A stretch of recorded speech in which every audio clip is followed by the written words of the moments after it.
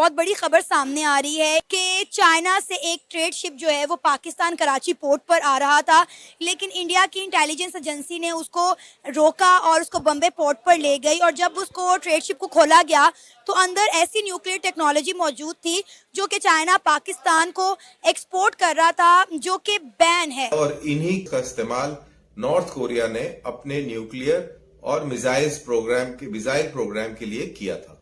तो ये इसकी इम्पोर्टेंस है। अब इंडिया कह रहा है कि हम इसको जो है यूरोपियन यूनियन के सामने रखेंगे कि चाइना पाकिस्तान को वो टेक्नोलॉजी भेज रहा था जो कि बैन है, और अगर ये टेक्नोलॉजी पाकिस्तान के पास पहुंच जाती तो ये पाकिस्तान की जौहरी ताकत में मजीद इजाफा करती और पाकिस्तान के मिसाइल प्रोग्राम भी मजीद अपग्रेड हो जाते। क्वेश्चन ये है कि चाइना और पाकिस्तान जो मर्जी ट्रेड करें, क्या किसी सेकंड कंट्री को इसके हवाले से क्या आपको पता है India nuclear non proliferation treaty का मेंबर नहीं है। अगर हमें ये ना सिखाया जाता कि इंडिया हमारा दुश्मन है तो फौज कहाँ से बनती, असला कहाँ से आता, इतना ज्यादा पाकिस्तान जिंदाबाद का नारा कहाँ से जिने। इंडिया कैसे डिसाइड कर सकता है कि फॉर एग्जांपल जी एक dual use military grade item है तो इसको हमने रोकना और इसको हमने नहीं रोकना। हमको बहुत अच्छी तरह से मालूम है कि चाइना पाकिस्तान को इंडिया के खिलाफ प्रॉक्सी के तौर पर इस्तेमाल करता है। जैसे इंडिया की ग्रोथ है ना एटॉमिक में या एजुकेशन में, उससे हम तकरीबन 50 ईयर्स पीछे हैं मेरे ख्याल से। तो हमारे मुल्क को थोड़ा सोचना चाहिए कि न्यूक्लियर टेक्नोलॉजी पर पैसे लगाने की बजाय थोड़ा इस मुल्क के ऊपर पैसा लगाएं। इस मुल्क के हालात देखें, आप कहां से कहां पहुंच गए हैं। यकीन माने अगर आज पाकिस्तानियों को बोला जाए ना कि भाई आपको इजाजत है पाकिस्तान छोड़ दो, इंडिया के लिए सिर्फ इजाजत है, आधा पाकिस्तान इंडिया चला जाएगा। आज की खबर ताजा है लेकिन घटना पुरानी है। खबर आज छपी है और घटना 23 जनवरी की है। और घटना यह है कि 23 जनवरी को माल्टा के झंडे वाले जहाज को मुंबई के पोर्ट पर रोका गया, इसकी तलाशी ली गई और इसके ऊपर कुछ संदिग्ध कंसाइनमेंट था।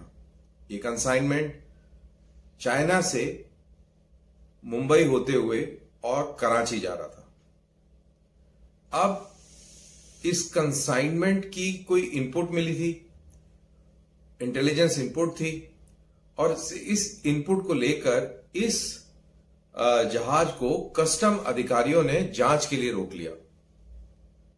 जब इसको जांच के लिए रोक लिया तो डीआरडीओ के ऑफिशियल्स को बुलाया गया कि आप इसको जरा चेक कीजिए। और जब उन्होंने चेक किया तो इसके ऊपर कंप्यूटर न्यूमेरिकल कंट्रोल नाम की एक मशीन मिली। इसका काम क्या होता है, ये बहुत ही बारीक मेजरमेंट्स करती है और ये ह्यूमनली पॉसिबल नहीं है। इस मशीन के द्वारा ये बारीकी तोली नापी जाती है और इसका इस्तेमाल न्यूक्लियर बम बनाने में और मिसाइल्स को बनाने में इस्तेमाल किया जाता है। और इन्हीं कंप्यूटर्स का इस्तेमाल नॉर्थ कोरिया ने अपने न्यूक्लियर और मिसाइल प्रोग्राम के लिए किया था। तो ये इसकी इम्पोर्टेंस है। और ये जब कस्टम ऑफिशियल्स ने चेक किया तो ये भाई साहब जो इसका जो बिल था वो शंघाई की एक कंपनी है, शंघाई JXE ग्लोबल लॉजिस्टिक्स। ये कंपनी से Pakistan wings private limited Sialkot, यहां ये कंसाइनमेंट जा रहा था।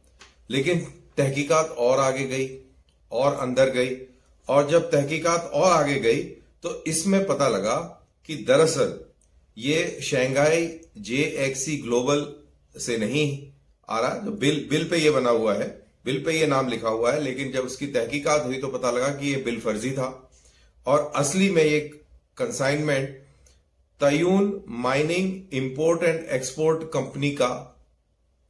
कंपनी से ओरिजिनेट हुआ था और जा रहा था ये कॉस्मोस इंजीनियरिंग इन पाकिस्तान। तो कॉस्मोस इंजीनियरिंग इन पाकिस्तान की जो ये कंपनी थी यहां पर जा रहा था। और ये कॉस्मोस इंजीनियरिंग क्या है, ये डिफेंस सप्लायर है और ये संदिग्ध थे, ये शक के घेरे में थे। और वो इसलिए शक के घेरे में थे क्योंकि मार्च 12 2022 को इसी तरीके का एक कंसाइनमेंट इसी मुंबई के नहावा शिवा पोर्ट के ऊपर सीज किया गया। उस समय ये चाइना से Italian made thermo electric instruments लेके आ रहे थे। पहला क्वेश्चन ये है कि चाइना और पाकिस्तान जो मर्जी ट्रेड करें, क्या किसी सेकंड कंट्री को इसके हवाले से क्या, आपको पता है India nuclear non proliferation treaty का मेंबर नहीं है। सो क्वेश्चन ये है कि क्या इंडिया जो इंटरनेशनल प्रोटोकॉल्स हैं इन टर्म्स ऑफ UNSC 1540 और इस तरह के बहुत सारे ऐसे UN चार्टर के अंदर ऐसे UN के अंदर ऐसे रेजोल्यूशंस हैं जहाँ पे जो proliferation of nuclear weapon and equipment and बहुत सारी ऐसी चीज़ों जो हैं वो उसकी टेक केयर करना अगर कहीं भी हो रहा है तो वो जो ममालिक हैं UN के वो they can do it. But the question is कि इंडिया कैसे डिसाइड कर सकता है कि फॉर एग्जांपल जी एक dual use military grade item है तो इसको हमने रोकना और इसको हमने नहीं रोकना, और जबकि वो दो न्यूक्लियर ममालिक, दो ऐसे ममालिक जो कि इंटरनेशनल लॉ को फॉलो करने वाले हैं, अगर वो आपस में एक कंसाइनमेंट भेज रहे हैं तो how can they do it. अब जहां तक चाइना का सवाल है, पाकिस्तान का सवाल है, ये हमको बहुत अच्छी तरह से मालूम है कि चाइना पाकिस्तान को इंडिया के खिलाफ प्रॉक्सी के तौर पर इस्तेमाल करता है। इस तरह कल पाकिस्तान भी इंडियन शिप्स को पकड़ सकता है, ये तो कोई क्वेश्चन नहीं। रोज़ इंडियन शिप्स जो हैं वो गुजरती हैं पाकिस्तान की पोर्ट्स के करीब से, तो रोज़ पाकिस्तान कल को पकड़ लेगा और कहेगा जी ये इधर से क्यों जा रही है और ऐसे है। लेकिन मुझे नहीं लगता कि पाकिस्तान की जो अथॉरिटीज़ हैं वो इतनी असर्टिव रोल प्ले करती हैं। पाकिस्तान की अथॉरिटीज़ क्लैरिफिकेशनें दे रहा है, मैं तो क्लैरिफिकेशन के हक़ में नहीं हूँ। कल परसों उन्होंने आपके ऊपर इल्ज़ाम लगा दिया कि जी वो ईरान जो है वो एक शिप थी पोर्ट ऑफ गुजरात के करीब, हमने वो पकड़ ली, उसके ऊपर ईरानी थे और पता नहीं कंसाइनमेंट पाकिस्तान जा रही थी या पाकिस्तान के कुछ लोग थे उसमें या कुछ इस तरह की चीज़ उन्होंने कर दी।